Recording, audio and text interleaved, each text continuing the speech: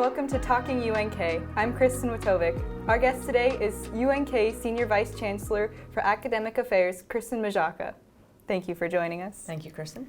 First off, how have you been fitting into your role as Senior Vice Chancellor for Academic Affairs? Sure. That's a great question. I was ready for the role professionally, but it was a bit of baptism by fire because Nebraska is very different from Pennsylvania and the system is very different. So I took the first couple of weeks, couple of months to get to know people, to ask questions, walk around the campus, get to know the space, get to know the community, get to really understand some of the burning issues, the biggest issues that I had to face coming in as an administrator. But it's been 4 months since then, so I've been here a little over 5 months. So it's given me a chance to address the big issues, and now I'm getting a sense more of the culture and the way the academic year moves. So fitting in really well. I mean, I get along with everybody. This is my kind of place. Nebraska's my kind of place and my kind of people, so pretty well. Good to hear. What have been some of the highlights of your first semester here in your eyes? The highlights have been meeting the students. So, students are what, I'm a professor. So I started off as a professor of communication and it feels like a former life. It's not been that long ago, but, the students bring us joy. It's the product at the end of the run, or it's why we do what we do. So I've had a couple of chances to interface with students.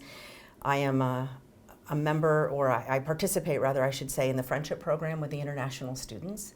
I also mentor a first-generation student, and my husband is teaching a class, so I've had a chance to go in with him and meet some of the students and work with them as well. So absolutely the highlight is getting to see the students, and that really helps me understand why what I do matters and why what I do is important to Kearney, to UNK, to Nebraska. That's definitely been the highlight. And sports. So seeing the students play sports. I've been to some basketball, volleyball, and wrestling matches already. Now that you gave us some highlights of your first semester here, how are you preparing for your next semester? Well, the academic year moves differently in the spring. So preparing, we still do what we do, and that is, to build efficiencies and continue to understand the needs of our students. But for the spring semester, it's really going to be a focus on retention, persistence, graduation. So, what are the supports that the students need moving forward so that they can graduate? And what are those challenges? So, it's still doing the same things, but thinking about how the semester and how the year moves differently for students, because this spring is a tough semester. Mm-hmm. And moving forward, what are some of your long-term goals for academic affairs at UNK? So I was really excited and enthused and encouraged when I got here to hear and learn more about the vision that our chancellor has for UNK. And this is a vision that he's been working on for a long time. So we have our mission, we have our strategic plan, but the vision that our chancellor has is that UNK is the rural center for healthcare education. He's been working a long time on that, and he's been extending that vision into other areas. So coming on board, I just grabbed a hold of that, learned as much as I could, and thought, which is exactly where he's going with this, well, why can't we do more? And, not just the Rural Center for Healthcare Education, but how about the Rural Center for Developing Future Educators, the Rural Center for Business? I mean, we have a unique geographical position and strength and power in the NU system, being in the center of Nebraska.